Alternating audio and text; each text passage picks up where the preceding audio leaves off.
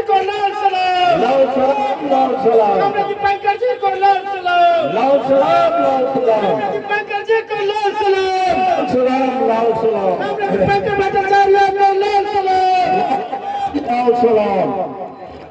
मंच पर मौजूद साथी अध्यक्ष जी, यहाँ के तमाम इंडिया गठबंधन के नेतागण, चुनाव में आपके उम्मीदवार साथी रामबली जी और इस मैदान में उपस्थित भाइयों और बहनों, नौजवानों, बुजुर्गों, आप सबको सबसे पहले पार्टी की ओर से और पूरे इंडिया महागठबंधन की ओर से जय भीम, लाल सलाम। आज बिहार के आधे हिस्से में चुनाव हो रहा है। एक 243 में 121 आज है, 122 11 तारीख को जब आप वोट डालेंगे। तभी रामबली जी ने घोषी की बात की, थोड़ा बिहार और पूरे देश की भी बात कर लेते हैं। 2020 में जब चुनाव हो रहा था, कोरोना काल था, बड़े मुश्किल समय में हमारे सारे प्रवासी मजदूर दूर दूर से पैदल चल करके बिहार लौट के आए थे। और उस समय तो नीतीश जी को, मोदी जी को लगा था कि बिहार में तो बड़ा आराम से हम लोग जीत जाएंगे, बिहार में तो कोई विपक्ष ही नहीं है, क्योंकि 19 का जो लोकसभा चुनाव हुआ था उसमें 40 में लगभग सभी सीटें एनडीए के झुंड में चली गई थी। लेकिन उस कोरोना काल के चुनाव में आप लोगों ने बता दिया था कि हमें बिहार में सिर्फ विपक्ष नहीं, एक विकल्प चाहिए, बिहार में सरकार को बदलना चाहिए। आप लोगों ने इसके लिए अपना जनादेश दिया। पूरा जहानाबाद, अरवल, गया, आपके पूरे शाहबाद का इलाका, पटना के ग्रामीण इलाके, छपरा, सिवान, आपके पूरे सीमांचल के इलाके, एक तरफा महागठबंधन के पक्ष में लोगों ने वोट दिया। लेकिन उत्तर बिहार में कुछ सीटें कम पड़ी, कुछ वोट कम मिले और बाल बाल नीतीश जी की सरकार फिर बच गई। इस बार बिहार बदलाव के लिए लड़ रहा है और हम लोगों ने बड़ा गठबंधन इसीलिए बनाया। जो पिछली बार 5 पार्टी का गठबंधन था, राजद के लोग, माले के लोग, कांग्रेस और सीपीआई सीपीएम, हम लोग पिछली बार भी थे, इस बार भी। लेकिन 2 नई पार्टी हमारे साथ इस चुनाव में है। एक मुकेश सहनी जी की पार्टी वीआईपी, पिछले चुनाव में आप लोगों को शायद याद है, मुकेश जी एन वक्त पर चले गए थे भाजपा के साथ। 4 उनके विधायक जीते थे, मुकेश जी कुछ मंत्री बने थे। लेकिन भाजपा इस तरीके की पार्टी है, उसने अपमानित किया, उनके 4 विधायक को हड़पने का काम किया और मंत्रिमंडल से उनको बाहर निकाल दिया। और तब हमारे वीआईपी के साथियों ने ये फैसला किया कि कुछ भी हो जाए, दोबारा इस भारतीय जनता पार्टी के पास नहीं जाएंगे और इंडिया गठबंधन में रह करके संविधान के लिए, लोकतंत्र के लिए, बिहार में बदलाव के लिए लड़ेंगे। एक नई पार्टी हमारे साथ इस बार है, आईपी गुप्ता जी की पार्टी, आईआईपी, ताती तत्वा पान जाति की पार्टी, जिनको नीतीश जी ने, मोदी जी ने इस्तेमाल करने के लिए बना दिया कि भाई आप दलित में गिने जाएंगे और खूब वोट ले लिया उन लोगों का। लेकिन बाद में मोदी जी प्रधानमंत्री जब तीसरी बार बने तो सुप्रीम कोर्ट ने उनको बाहर निकाल दिया। इस जाति में भी बड़ा गुस्सा है लोगों में कि भाई ये क्या मजाक है, आज बना दो कल निकाल दो, इस तरीके से खिलवाड़ क्यों छोटी छोटी जातियों के साथ। और इसीलिए आईपी गुप्ता जी ने भी कहा कि हम लोग बिल्कुल करनी छाप के साथ, नाव के साथ हम लोग भी इंडिया गठबंधन में हैं। तो इसलिए इस बार तो बिल्कुल एक तरह से कह लीजिए तो तय है कि बिहार बदलेगा। लेकिन इस बदलाव को रोकने के लिए क्या तिक्रम चल रहा है, क्या साजिश चल रही है। भाजपा हम सब लोग जानते हैं बड़े लोगों की पार्टी है, देश के अमीरों की पार्टी है, अदानी अंबानी की पार्टी है और बुलडोजर लेकर। तो भाजपा जो चाहती है कि बिहार में अब नीतीश जी का समय खत्म हो रहा है, पूरी तरह से भाजपा का कब्जा हो रहा है। तो पूरी तरह से भाजपा का कब्जा होने का मतलब क्या है? इसका एक मतलब तो हमारे साथियों ने बताया कि अदानी आ रहे हैं और अदानी के बारे में अब हमें कहने की जरूरत नहीं है।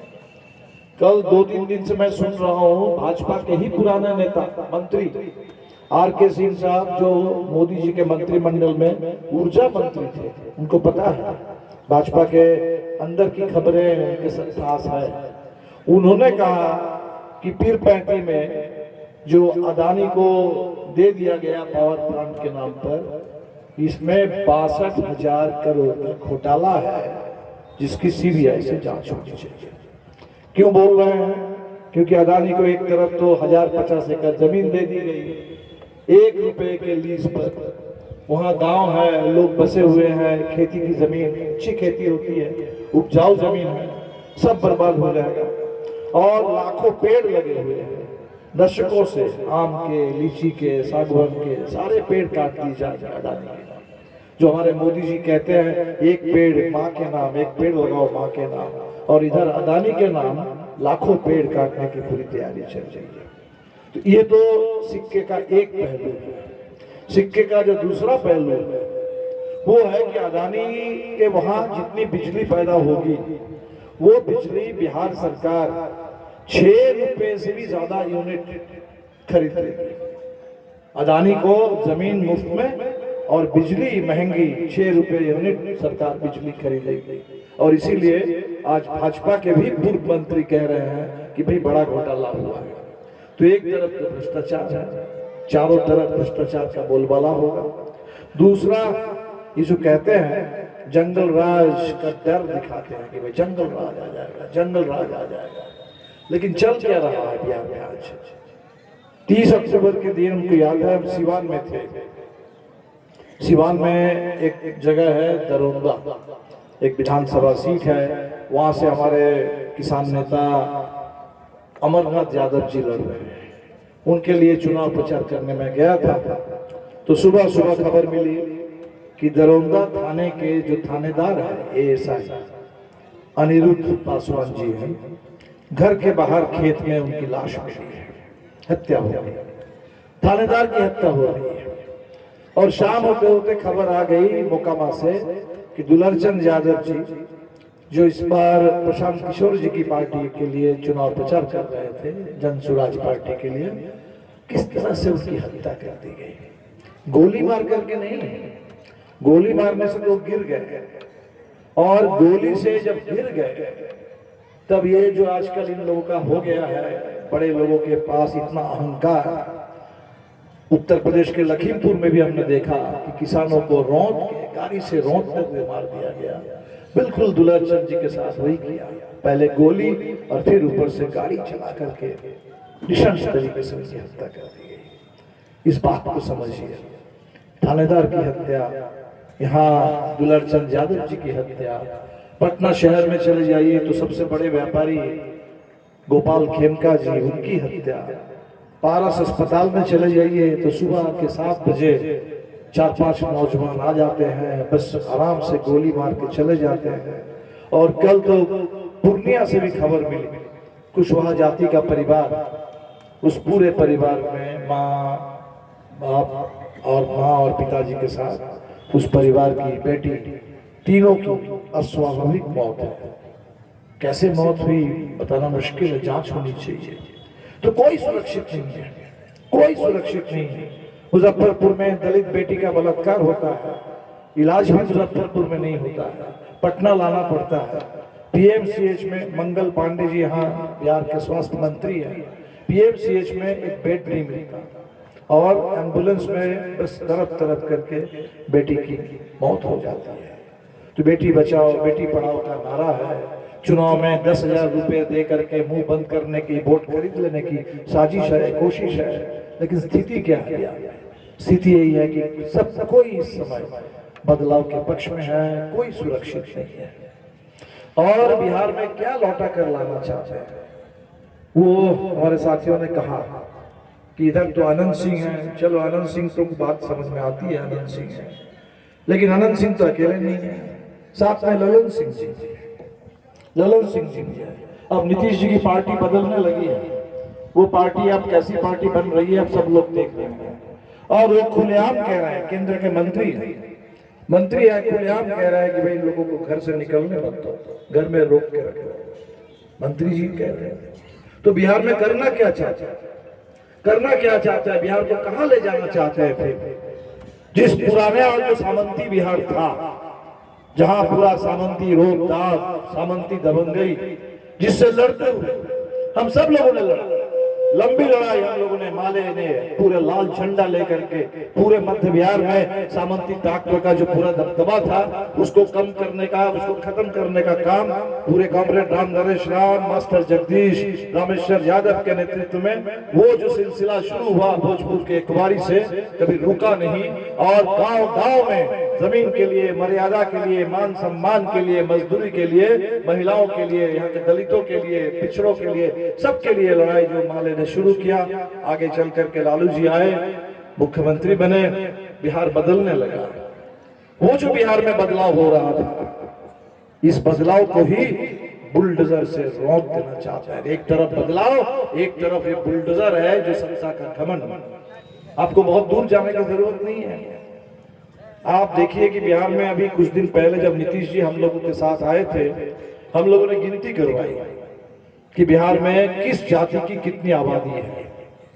हम तो चाहते हैं कि पूरे देश के पैमाने पर गिनती हो जाए। बिहार में तो कम से कम गिनती हुई, दूध का दूध, पानी का पानी हो गया।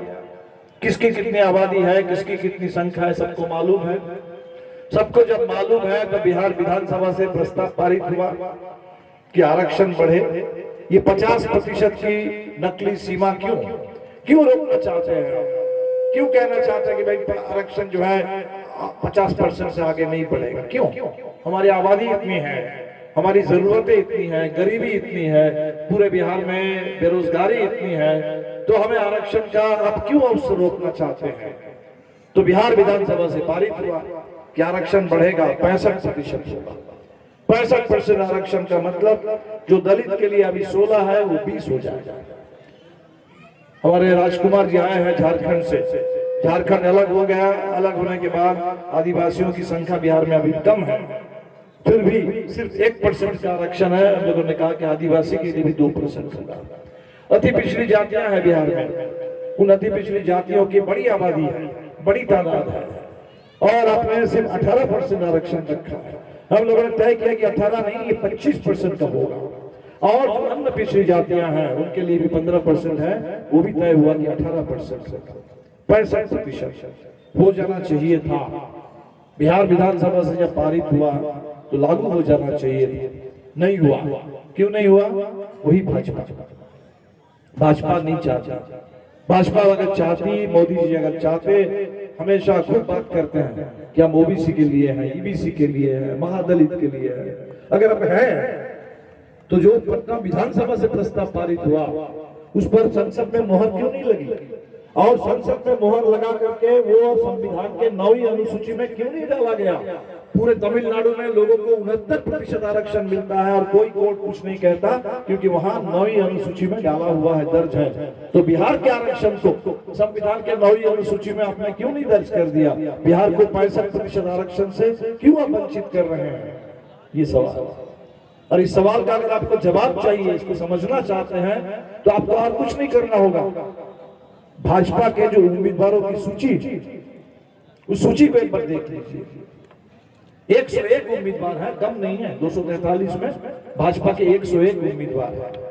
तो एक तरफ बिहार के जो जाति की गिनती हुई है उन आंकड़ों को एक तरफ रखिए और भाजपा की सूची को उसके बगल में रखिए। नारा क्या है मोदी जी का? सबका साथ, सबका विकास। खूब अच्छा लगता है सुनने में। कौन नहीं चाहता है ये देश सबका है, सबको साथ लो, सबको साथ दो, सबका विकास हो? कौन नहीं चाहता? बाबा साहब अम्बेडकर के संविधान के पहले पन्ने पर पे ही लिखा हुआ है, इस देश में कोई भेदभाव नहीं होगा, सबके लिए बराबरी होगी। भाषा के आधार पर, धर्म के आधार पर, जाति के आधार पर कोई देश में भेदभाव नहीं, सबके लिए बराबरी, सबके लिए आजादी, सबके लिए पूरा का पूरा न्याय, ये तो संविधान कहता है।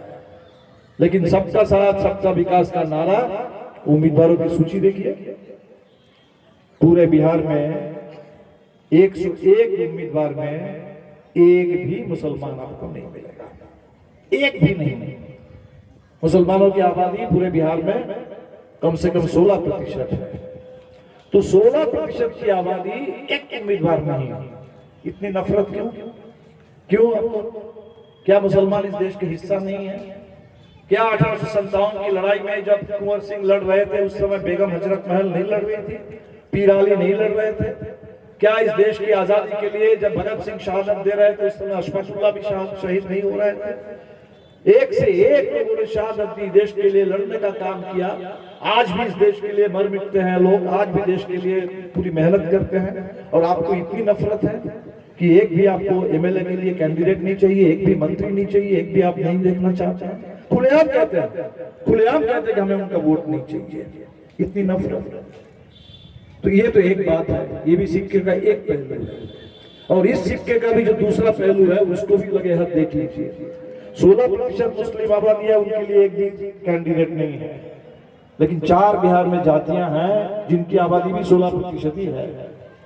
और ये जो 16% है इनके लिए 101 में 49 उम्मीदवार है, 49। ये है भाजपा। 50% का आरक्षण, 50% का आरक्षण आपने दे रखा है। जो दबंग है, जो विकसित है, जो आगे बढ़े हुए हैं, सदियों से ऊपर चढ़े हुए हैं, उनके लिए आरक्षण आपने दे रखा है। नाम लेते हैं दलित का, नाम लेते हैं अति पिछड़ों का, नाम लेते हैं पिछड़ों का, और उनको रोकने के लिए बुलडोजर लेकर के आप यही साजिश कर रहे हैं बिहार में। तो इसीलिए बात सिर्फ मोदी जी की नहीं है, बात सिर्फ अदानी की नहीं है, ललन सिंह जी को भी समझना जरूरी है। वो जदयू पार्टी भी बदलने लगी है, वो आज पुरानी जदयू नहीं है, वो पुराने नीतीश कुमार नहीं रह गए, उनको भी दाएं बाएं आगे पीछे लोगों ने घेर लिया है। और ये बिहार को कहां ले जाना चाहते हैं, बिहार में क्या कौन सा दिन लौटा कर लाना चाहते हैं, आप सब लोग समझदार लोग हैं, आप समझ सकते हैं। इसीलिए सवाल जब हम वोट करेंगे तो सिर्फ आपको घोसी के लिए एक विधायक नहीं चुनना है, आपको पूरे बिहार में ये जो सामंत की साजिश आ रही है, बिहार को पीछे ले जाने के लिए आप अदानी अंबानी की ताकत लेकर के आ रहे हैं, वो बुलडोजर लेकर के आ रहे हैं। इस पूरे बुलडोजर को रोकना होगा बिहार में, और संविधान की रक्षा करनी होगी। और बिहार में जो सामाजिक न्याय, सामाजिक बदलाव की जो दिशा तय हो गई है, इस दिशा पर बिहार को आगे ले जाना होगा। और इसीलिए हम सबों ने मिल करके नई सरकार के लिए नया संकल्प पत्र जारी किया। काम करना होगा, 1 नंबर का काम रोजगार। मोदी जी मजाक करते हैं, रोजगार की बात हो तो कभी कहेंगे भी पकौड़ा तोलो, पकौड़ा तोलना भी रोजगार है।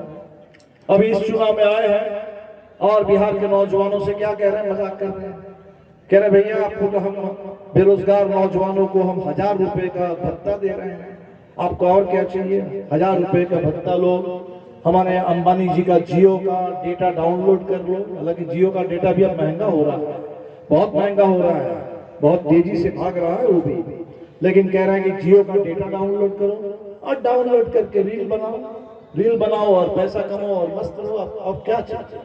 तो रोजगार जब आप कहते हैं, मजाक करते हैं रोजगार के नाम पर। हम लोगों ने कहा कि भाई रोजगार सिर्फ नहीं, पक्की नौकरी की बात करो, पक्की नौकरी जहां रोजगार सुरक्षित हो और उस सुरक्षित रोजगार के साथ सम्मानजनक वेतन हो, ये पूरे बिहार के नौजवानों का हक बनता है। और इसीलिए हम लोगों ने कहा कि जिस घर में अभी तक कोई सरकारी नौकरी नहीं पहुंची है, एक घर तक एक सरकारी नौकरी पहुंचाने का जिम्मा सरकार का होगा, और इस काम को हम लोग करेंगे, इस काम को हम लोग करेंगे।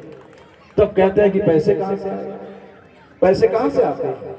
पैसे आसमान से तो टपकते नहीं है। इस देश के किसान खेती करते हैं, पैदा करते हैं, उत्पादन करते हैं, तब पैसे आते हैं। इस देश के मजदूर काम करते हैं, पसीना बहाते हैं, तब पैसे आते हैं। इस देश के ईमानदार लोग टैक्स भरते हैं, टैक्स चोरी नहीं करते ईमानदार लोग, वो टैक्स से पैसे आते हैं। हम तमाम गरीब लोग जब बाजार में जाते हैं, कुछ भी खरीदते हैं, हमसे टैक्स ले लिया जाता है जीएसटी का, हमारे पैसे से ही तो आपका खजाना बढ़ता है। सवाल पैसे का नहीं है, सवाल है कि आपके खजाने में जो पैसे है वो किसके लिए है।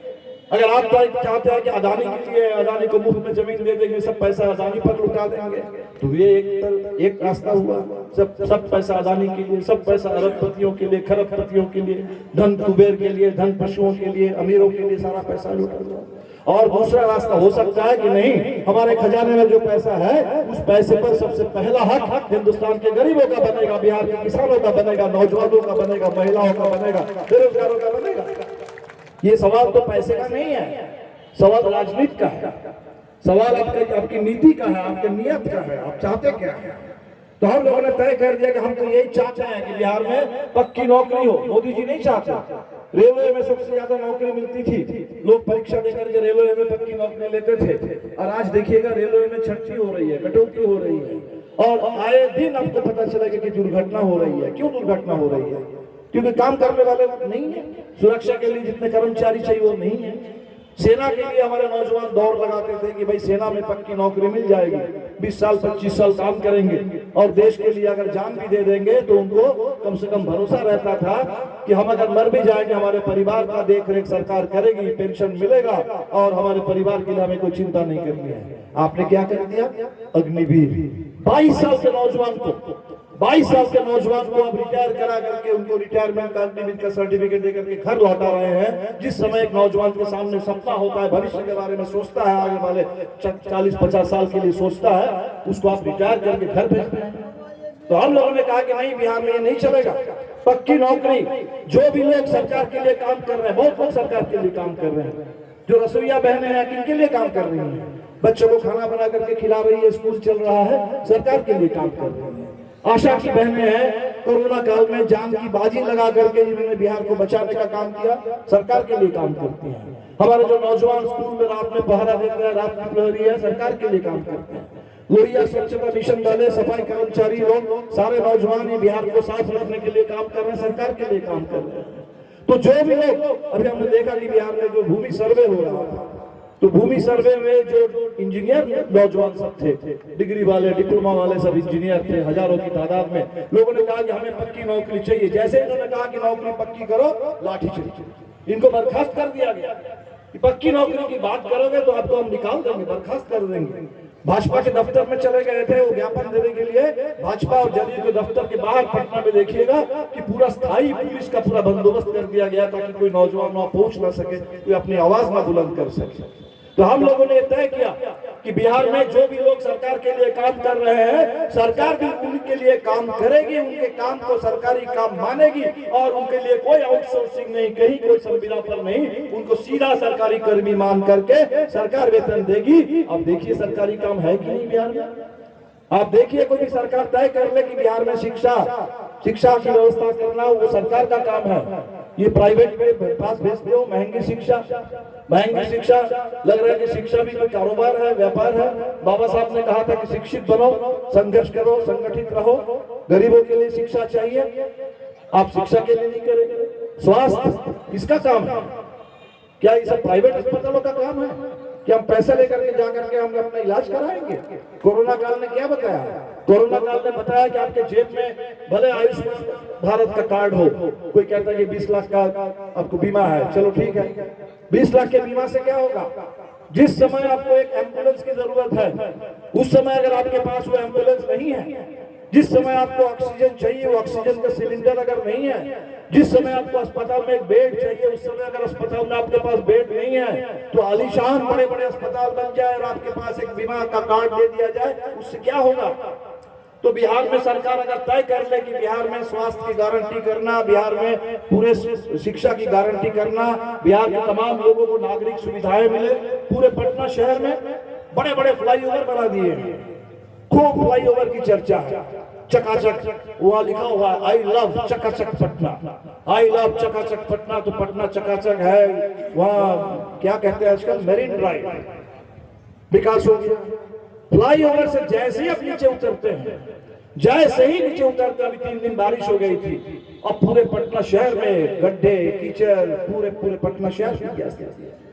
और पटना में अगर ये स्थिति है तब जहानाबाद, आरा, आपके बाकी जिला शहर, उसकी क्या स्थिति होगी? बाईपास बना दिए हैं और फ्लाईओवर बना दिए हैं। बाईपास से अंदर आइए पता चल जाएगा क्या है, और फ्लाईओवर से नीचे उतरिए तो पता चल जाएगा बिहार में क्या है। और विकास की बात कर रहे हैं, इसीलिए हम लोगों ने कहा कि नहीं, बिल्कुल बिहार में विकास के नाम पर सबसे पहले रोजगार की गारंटी करनी होगी। आपने सर्वे किया, आपके सर्वे ने बताया 94.5 लाख परिवार वो 6,000 से कम कमाई पर जिंदा है। 6,000 से कम कमाई पर जो लोग जिंदा है उनके ऊपर 1,000 रुपए का बिजली बिल और 1,000 रुपए का गैस सिलेंडर थोप दो। वाह, 6,000 से कम कमाई पर हम किसी तरह जिंदा है, और हमारे लिए 1,000 रुपए के बिजली बिल और 1,000 रुपए का गैस सिलेंडर।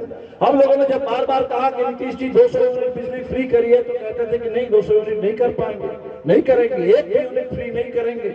हम लोग कहते रह गए कि दिल्ली में फ्री है, पंजाब में फ्री है, झारखंड में फ्री है, नहीं। लेकिन अब चुनाव आया है, डर के मारे अभी 125 यूनिट फ्री दे रहे हैं और कह रहे हैं कि आपको और क्या चाहिए।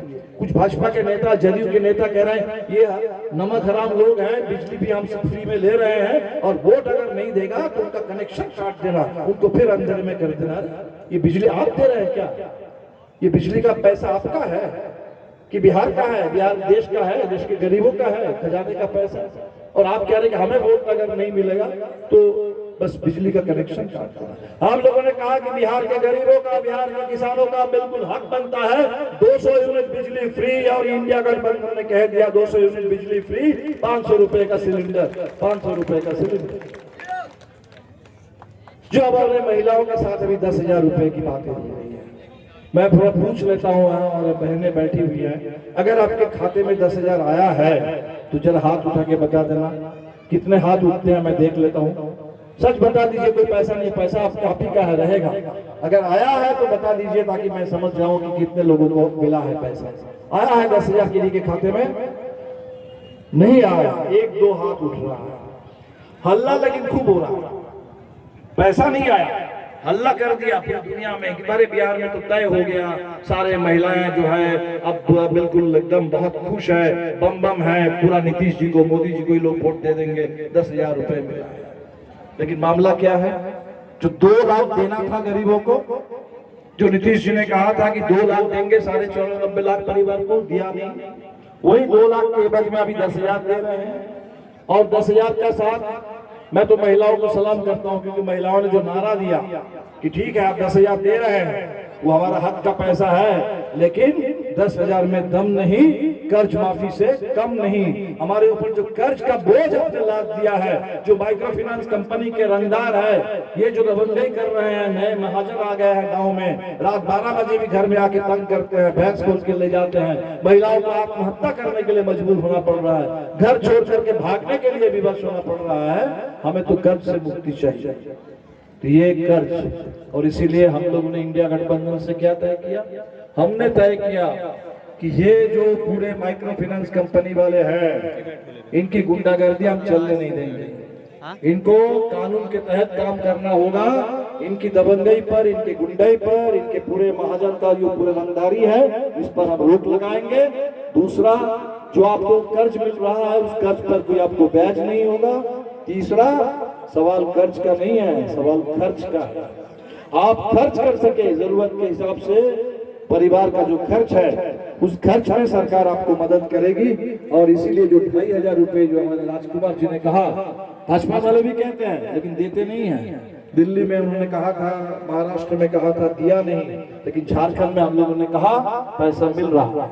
19 से लेकर के 60 साल तक की उम्र की महिलाओं के लिए, जरूरतमंद महिलाओं के लिए 2,500। और अभी तेजस्वी जी ने कहा कि 2,500 महीने में, उसका मतलब होता है सालाना 30,000। और मकर संक्रांति के दिन 14 जनवरी को हम एक मुश्त आपको 30,000 हम लोग दे देंगे। सरकार, ये सरकार ने वादा किया। ये 10,000 का झांसा दे रहे हैं, 10,000 का झांसा दे रहे हैं। ये सब लोग दिल्ली से पत्रकार आ रहे हैं, कह रहे हैं कि भाई बिहार में तो हो गया, ये 200 यूनिट, 125 यूनिट बिजली फ्री है, 400 रुपए पेंशन मिलते थे, अब 1100 हो गया है, और कुछ महिलाओं के खाते में 10,000 हो गया है। बिहार का चुनाव तय हो गया। हमने कहा कि नहीं, आप बिहार को जानते नहीं हैं। बिहार न कभी बिका है, न बिकेगा, न झुका है, न झुकेगा। बिहार लड़ेगा, लड़ करके पूरा हक लेगा। ये 10,000 का आप बोली लगा रहे हैं, नीलाम लगा रहे हैं कि बिहार की महिलाएं 10,000 लेकर के, वो तो हमारे हक का पैसा है, हमारा हक का पैसा हम लेंगे, लेकिन हक को हम बेचेंगे क्यों? इसीलिए एक ही वोट, जो लोग ये कह रहे हैं कि ये बाबा साहब अम्बेडकर ने क्या कहा था, बाबा साहब ने कहा कि इस वोट को बचा के रखना, ये आपका हक है। आप इस देश में अभी भी सामाजिक बराबरी नहीं आई, लड़ते रहना होगा इसके लिए। इस देश में आर्थिक बराबरी नहीं है, अदानी अंबानी से हमारा कोई तुलना नहीं है। कुछ अरबपति खरबपति लोग हैं, कब्जा करके बैठे हुए हैं। तो आर्थिक बराबरी के लिए, सामाजिक बराबरी के लिए हमें लड़ना होगा। लेकिन एक बराबरी बाबा साहब ने दी थी उस संविधान में उन्होंने कहा कि इसको संभाल के रखना, ये एक वोट हम सबको दे के जा रहे हैं, गरीब से गरीब आदमी के लिए भी एक वोट है। और इस वोट को अगर हम बेचेंगे, अगर इस वोट को हम गिरवी रख देंगे कि किसी ने 5,000 दे दिया, किसी ने 10,000 दे दिया और इसीलिए चलो वोट इनको दे दो, ये हमको बंधुआ बना लेंगे, ये बंधुआ बनाएंगे, हमारा कोई काम नहीं होगा। और इसीलिए हम ये बंधुआगिरी नहीं करेंगे, हम किसी के बंधुआ मतदाता नहीं है। हम लोगों ने तो कहा, हमने जो SIR के खिलाफ यात्रा निकाली, SIR के